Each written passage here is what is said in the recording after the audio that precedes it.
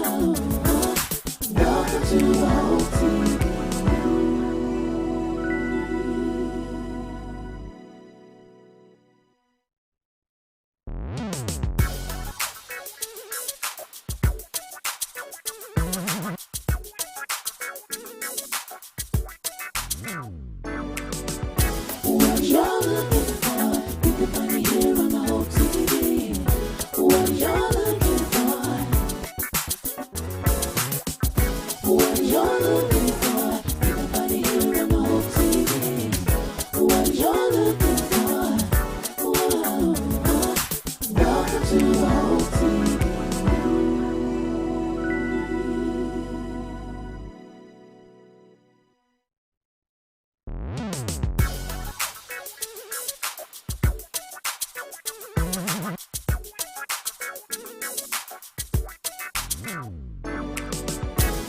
you're looking for, you can find it here on the whole TV. What you're looking for, what you're looking for, you can find it here on the whole TV. What you're looking for, whoa, welcome to the whole TV.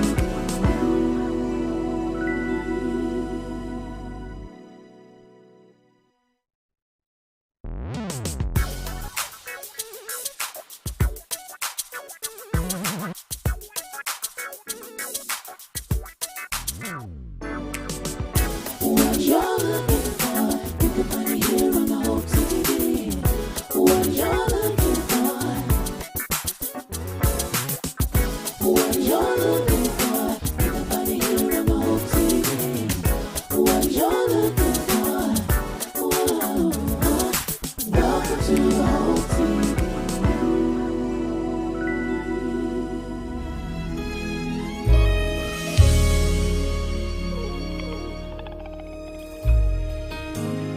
I am a man blessed beyond my dreams, but it don't mean nothing. Life's not good as it seems. Love and riches, what do they really mean?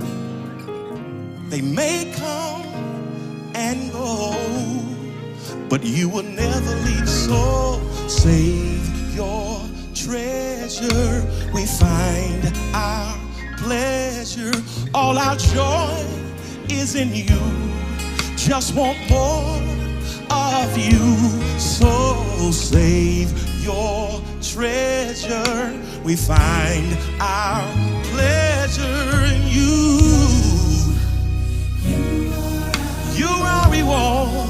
Oh, your presence. Your presence is a gift. Your presence is a gift. Your presence is a gift. I'm thankful because you are reward. Your presence. Your presence is a gift. Your presence is a gift. Your presence is Ooh. God, we're desperate for you. Like we need air, like we need water. But most importantly, we need your presence. So save your treasure. We find our pleasure. All our joy is in you. And your right hand there are treasures and pleasures forevermore. So save. We find our pleasure in you. You're our reward.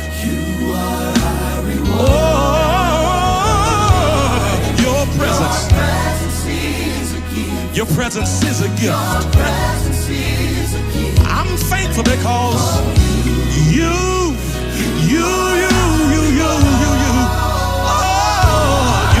Oh,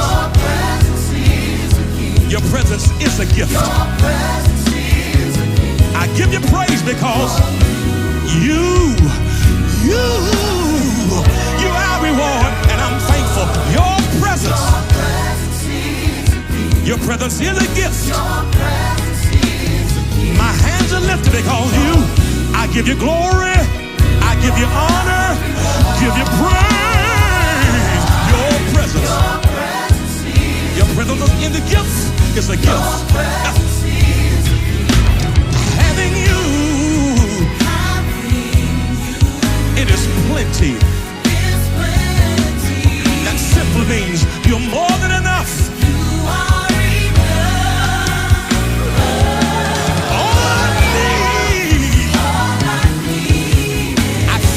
You'll be that. You'll be. You are my reward. Oh,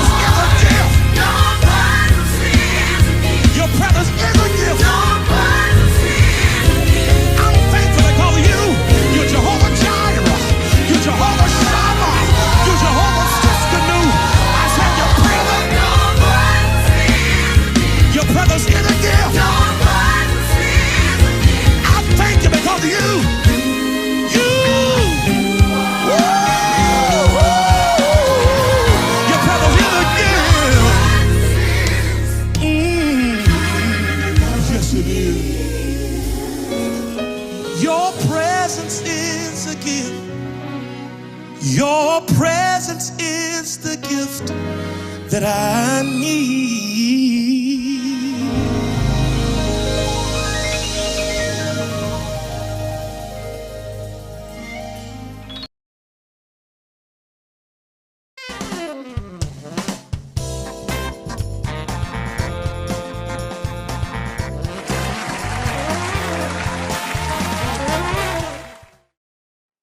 What's up, fam? What's up, fam? What's up, fam? What's up, fam?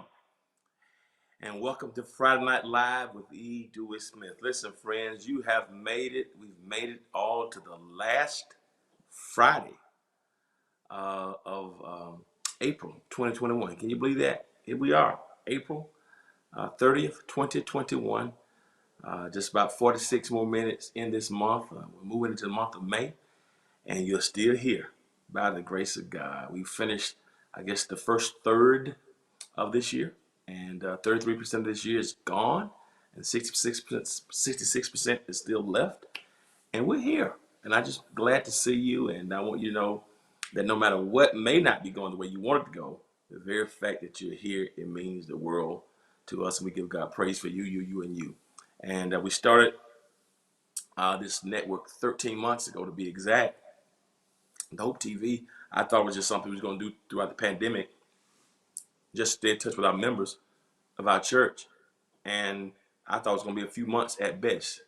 Here we are 13 months into the pandemic, and we've had over 130 million views of all of our shows. We have now over 30 shows on this network, and you've been so faithful, you've been so supportive. So everybody who's on Apple TV, Roku, Twitch, Amazon, Fire TV, YouTube, Facebook, IG Live, edewithsmith.org, houseofhopeatl.org.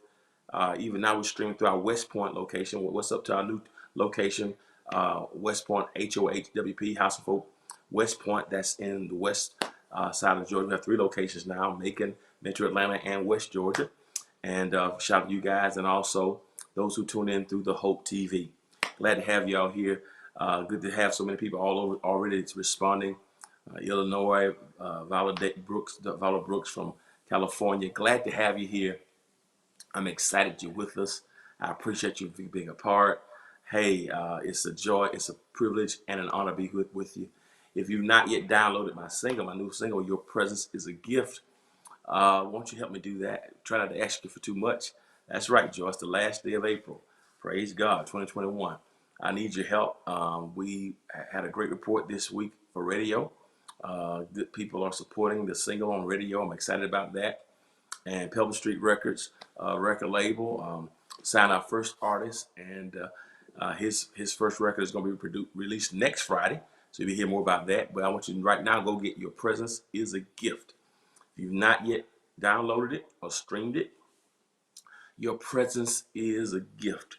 We got some more stuff coming for you guys. It's going to blow your mind in terms of products. So I'm excited about that.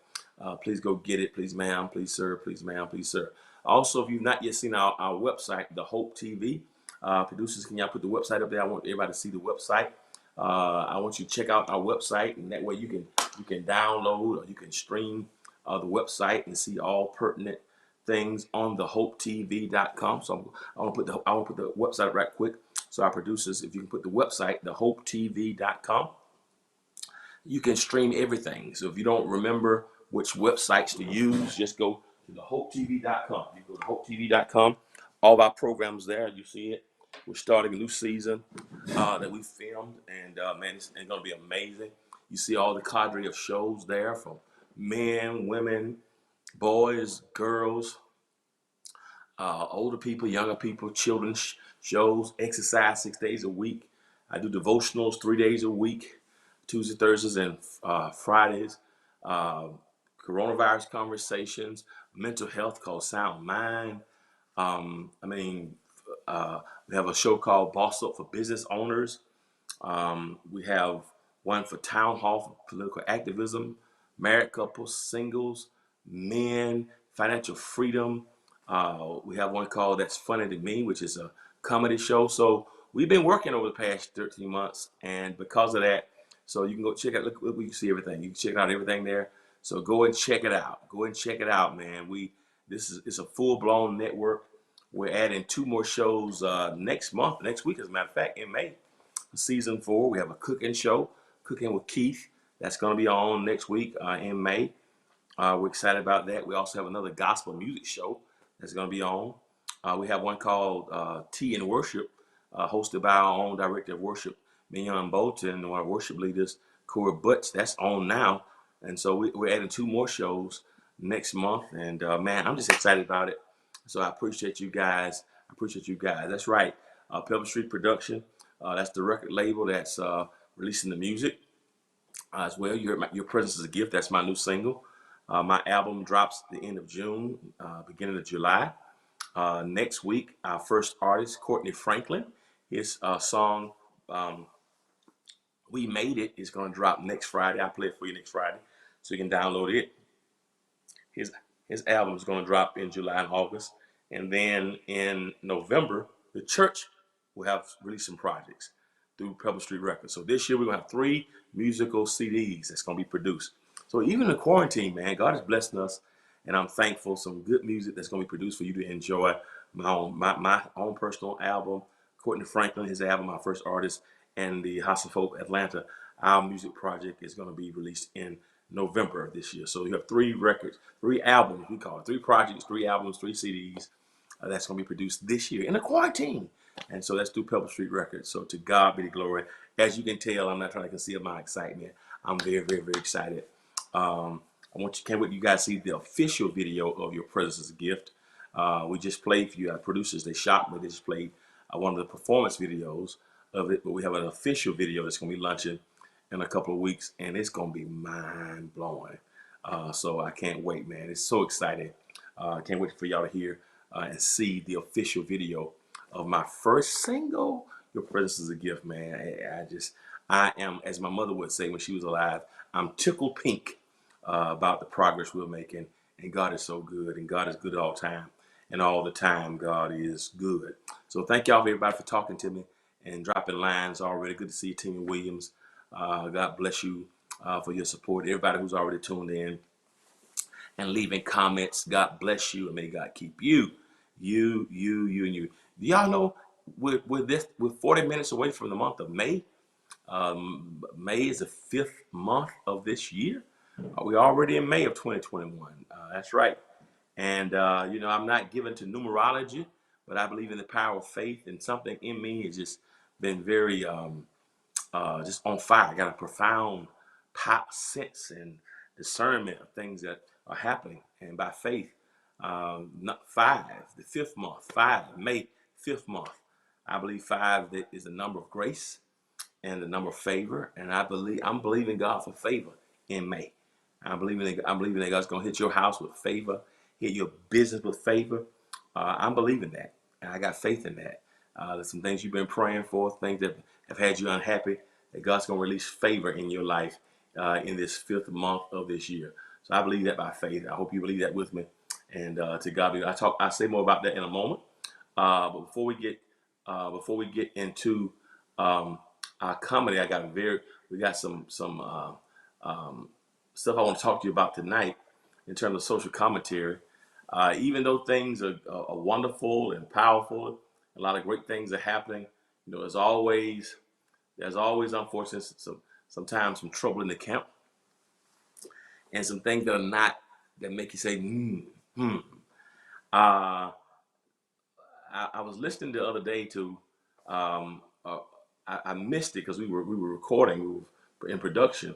But after President Biden's speech the other day, I understand that a senator from South Carolina made some remarks about Joe Biden's speech. And as a way of social commentary, I want to talk about that tonight. What's up, IG? What's up, IG? Good to see y'all tonight. I just want to see Senator Tim Scott of South Carolina. He made some comments. That's him. Let me say this right quick before I go further. In the history of America, we've only had 10 U.S. African American senators, U.S. senators, not state senators, U.S. senators. 10 in the history of America. Amongst those senators, of course, Senator Carol Moseley Braun, Illinois. She was one of the first ones. Senator Barack Obama uh, um, was another. Senator Kamala Harris is another one. We have now it's 11. We have Senator Raphael Warnock of Georgia. How many is that? So that's Senator Carol Moseley Braun, former Senator Barack Obama, Senator Kamala Harris, former Senator Kamala Harris from California, Senator Raphael Warnock of Georgia, and there's another one, Senator Tim Scott. So that's 5 of the 11 I just mentioned. We only had 11 African American senators. Listen to me carefully. In the history of America, we've only had 11. And Senator Tim Scott of South Carolina is one of those 11 African American senators. And what is interesting, he's talked a whole lot about being pulled over by police and having to experience racism in South Carolina. As a black man in South Carolina, South Carolina is as southern as any other place in the nation. And so you have a black senator from South Carolina who's been very vocal about the mistreatment that some African Americans have faced at the hands of law enforcement, and some of even his own experiences that he's faced at the hands of law enforcement. But I want y'all to hear his statement. I want y'all to listen to this statement. He made a statement the other day about racism and African Americans in America. So I want y'all to check this out. So let's go to it right quick. I want y'all to see this and let's talk about this right quick. I want y'all to hear what he said, and y'all let me know what y'all think. I'm gonna come back in a moment, but let's go right to Senator Tim Scott's speech. I hope that producers, do you have that video? Let me know if you have it or not, because I want y'all to hear this guy. I don't know if our producers have it or not, but I was completely. When America comes together, we've made tremendous progress, but powerful forces want to pull us apart. 100 years ago, kids in classrooms were taught the color of their skin was their most important characteristic. And if they looked a certain way, they were inferior. Today, kids are being taught that the color of their skin defines them again. And if they look a certain way, they're an oppressor. From colleges to corporations to our culture, people are making money and gaining power by pretending we haven't made any progress at all, by doubling down on the divisions we've worked so hard to heal. You know this stuff is wrong. Hear me clearly. America is not a racist country. It's backwards to fight discrimination with different types of discrimination. And when America comes together, we've made tremendous progress, but powerful forces want to pull us apart.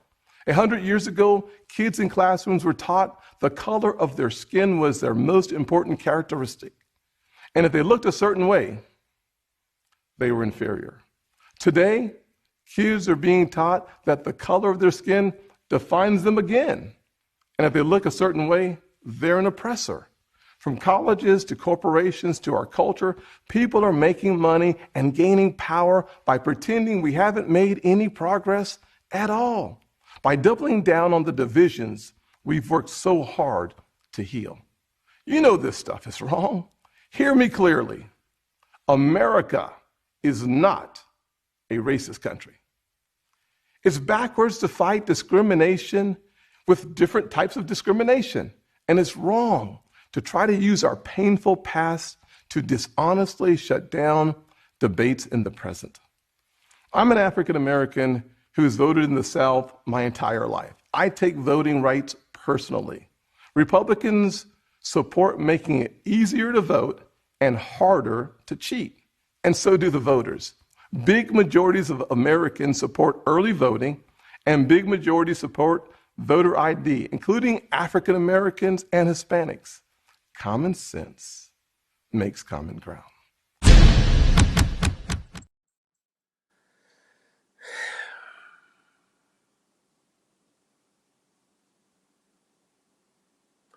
America is not a racist country.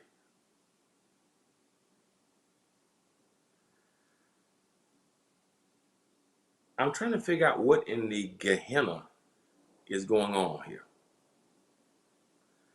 How can anybody with a modicum of common sense and knowledge of American history, not the whitewash version, but authentic America was built on racism. America's infancy was rooted in racism. From the Pilgrims' mistreatment of the Native Americans, who were already here when they came from Great Britain, to America's almost deification and hero worship of Christopher Columbus, who was amongst the most wicked and brutal and most savage, animalistic human beings to ever walk on the face of the earth. And we have a day called Columbus Day for all of the evil, debauchery committed at the hands of Christopher Columbus, who never discovered America. America didn't need discovering. Native Americans were already here. And you study his history, and yet we deify this savage. The entire country, the economy was built on the backs of slaves. Most of our buildings in DC, this country was built enslaved people. Before the textile industry, the cotton and the wool industry. I mean, railroads, all of that was built by African American, by slaves. The U.S. Constitution mandated that African Americans would just be considered 3/5 of human beings for voting rights. When you look at the marginalization, the disenfranchisement from slavery to sharecropping to Jim Crow, Plessy versus Ferguson, Brown versus the Board of Education, when blacks have fought in every war that America has ever participated in, and yet at the same time fighting in Vietnam and Korea, World War I and II, American revolutions and British revolutions, but still not, America fought for freedom while enslaving African Americans. And even to this day, voter suppression is happening all over this world. And this dude has the nerve and the audacity and the unmitigated gall to say that America is not a racist country. When the former president just called African countries S-holes, when travel bans were placed on nations where brown and black people to prevent them from coming to this country. How can anybody ever make such a dishonest and a downright evil misrepresentation of what this nation stood for? And they're literally trying to whitewash history. Not even, I don't know if you guys have noticed it, but even with this insurrection that took place, with these terrorists that overtook the Capitol, they're trying to say it was not terrorism. They were just angry people. They're heroes and they're patriots. I don't know if you listen to the language, they're just angry and nobody causing the harm.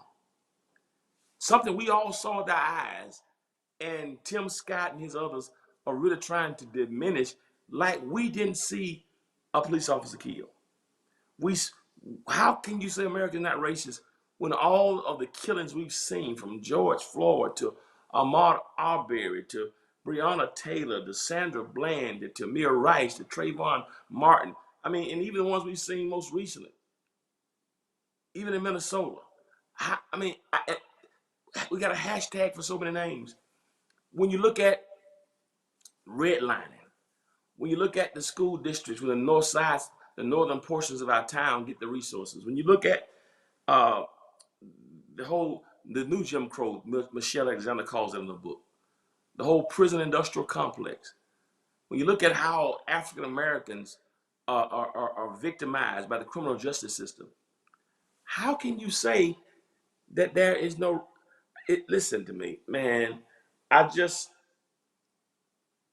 saw that, and I want to say a word. It's terrible when a black man from South Carolina. Now we can all disagree politically, because politics, they're just that, politics. And in many instances, sometimes it's just the lesser of two evils. You know, I think our faith has to be ultimately in Jesus, because both parties, there's no perfection in either one of them. But at the same time, at least don't get in our face and crap in our face and call it whipped cream and chocolate that you put on our faces. Um, I just want to make sure that we're clear. Do not let them, even with this 1619 project, they're trying to not teach about racism and critical race theory, and they're really trying to make American history to be dishonest. Well, you got even people like um, uh, what's his name, the the brain surgeon. I can't think of his name right there, because you know what I'm talking about, in the president's cabinet, Ben Carson. When they try to, I mean, even make it appear literally as if slavery was a blessing for black people. We haven't had the right to vote for a little over 55 years. And you got the nerve to say America's not a racist country? Family, no matter what side of the political spectrum you are, I think sometimes we got to fight to find ways to bring the parties together to make sense for people. But that was heinous and so incredibly dishonest that it literally made my stomach turn. Um, America was built on racism. And anybody who tried to deny that reality, and then he said they try to bring up our painful past. He doesn't even want to acknowledge. My question is, are you saying America was never racist? Or what are you saying? Or not racist now? Because you say our painful past. What are you trying to say? I just, listen, family, we need to watch as well as pray. Because there are some people in this country who are fighting for political expediency and a political agenda, and that was painful to watch. I had to talk about it. I had to talk about it. But that dude there may as well change his name to Donald Trump III or Lindsey Graham Jr., because that's the representative of South Carolina. Painful to say the least. And I just want to hit on that. So we have not yet overcome. We've not yet arrived. Racism is still a part of America, the fabric of America. And for a U.S. senator to, out of his mouth, spew such pusillanimous words is sickening. And it's repulsive, and it's disgusting, and so dishonest. Such a dishonest diatribe. And so don't go to sleep on, and don't go to sleep in Zion. Don't be at ease in Zion. That was terrible. I had to talk about it and bring some awareness for those who didn't hear that. That was disgusting and sickening, to say the least. And so let's be engaged in the political process. But that was absolutely disgusting. All right. Now, while I'm on that, I want to have another conversation right quick that's very important. I hit on it a couple weeks ago, but I need to revisit it. There's still a lot of conversation. We're talking about racism in America, and I just mentioned how African Americans are disproportionately affected and marginalized and disenfranchised, literally at every negative, almost in every category where there's some type of blight or societal ill. African Americans, we're at the bottom of the class. Health disparities, finances, education, entrepreneurship, you look at it in some way. And even in terms of what's happening now with COVID-19. COVID-19 wreaked destruction in the African American community like we've never seen. It was so bad, I had a meeting this morning and a conference this morning with one of our local funeral homes.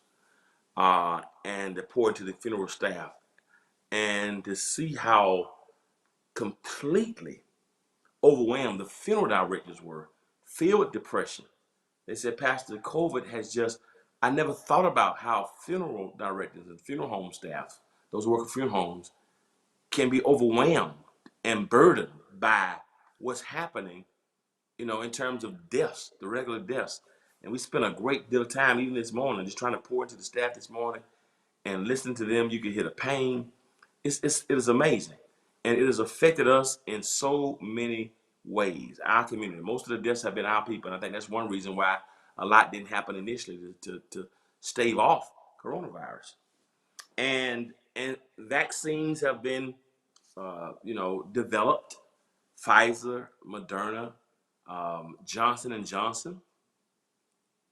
Yeah, that's right, you Norman. All our skin folk ain't our kin folks. And people, there's a major divide in the African American community, and I want to talk about it, over where to take, whether we should take this vaccine or not.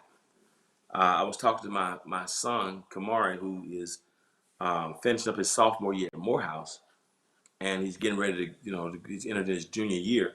So he missed half his freshman year, missed all of his sophomore year on campus because of COVID. And as they're talking about going back in the fall, Morehouse has now mandated that all staff and students who come back in the fall have to first be vaccinated. And my son is a sophomore in college. You know how 19 and 20 years old, 19 and 20-year-olds are, particularly at HBCUs. They're not trying to listen to any vaccine. They're full of righteous indignation and full of skepticism and black power and distrust of the government, and the Tuskegee experiment.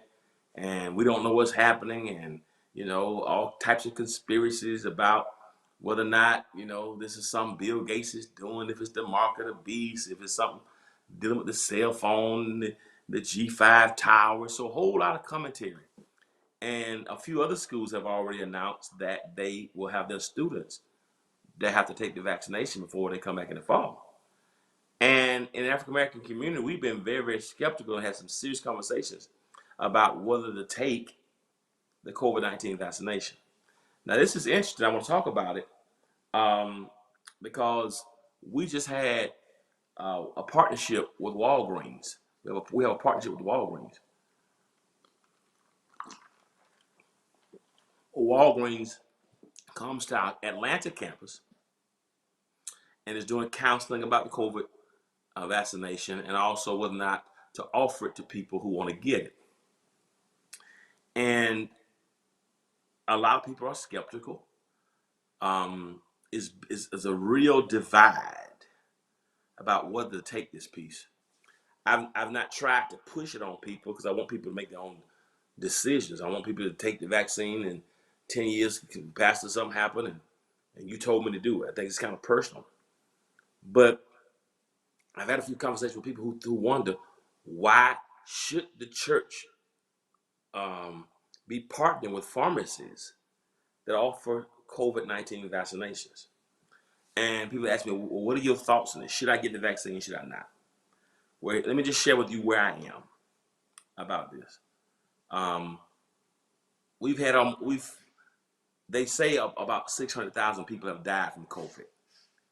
I'm also talking to some medical examiners and people in the medical industry, and they're saying that these numbers are not accurate, and that certain states have suppressed, like Florida, other states, that they stopped discounting some of these numbers months ago. So we really don't know how many people have died of COVID-19. The other side of this spectrum, they were saying that, when people died, that they would just automatically assign it to COVID, even if it was something else.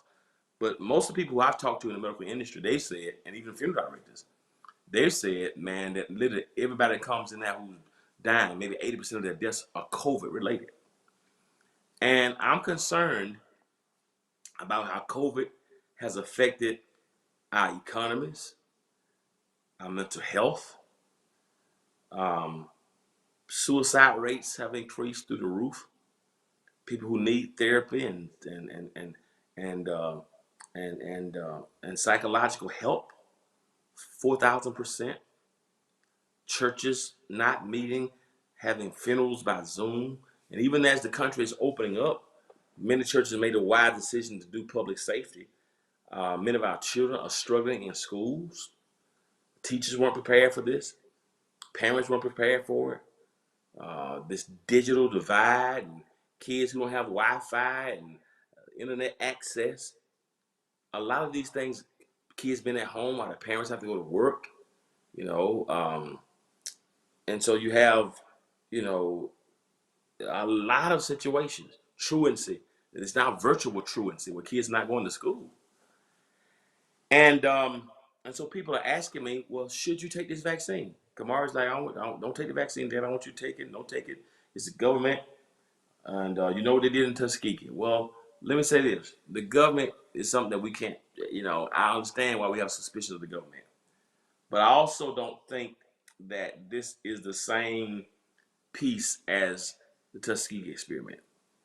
The thing that gets me here is that the numbers of Caucasian people who are coming to African American communities to get the vaccination, that tells me something. White folks don't run to black communities to get shots for nothing. That's going to be detrimental to them. And I really believe that our skepticism is being used against us. So should you take the vaccine? That's the decision that you got to make for yourself. What I will say to you is this: we cannot go another year with 600,000 deaths. People say, well, just teach people how to build their immune system up. We should. Teach people how to wash their hands. We can. Wear a mask, and we can. But with all that, the way this whole thing was politicized, we cannot go another year with 600,000 more deaths. So I think that there's a degree of ignorance and suspicion that's been used against us. Me personally, I took the vaccine. And I took it because I thought, what are the options? I took it because I had to trust. We get vaccines for measles and for mumps and chickenpox and rubella. And, you know, we take our kids, they have to get shots to go to school and immunization records. And I just believe that this is a global pandemic, and I don't believe that this is the government trying to eliminate all black folks. I just don't believe that in this particular instance. And for me, it's about what can prolong life. So our church is partnered with Walgreens. I'm from Walgreens, not because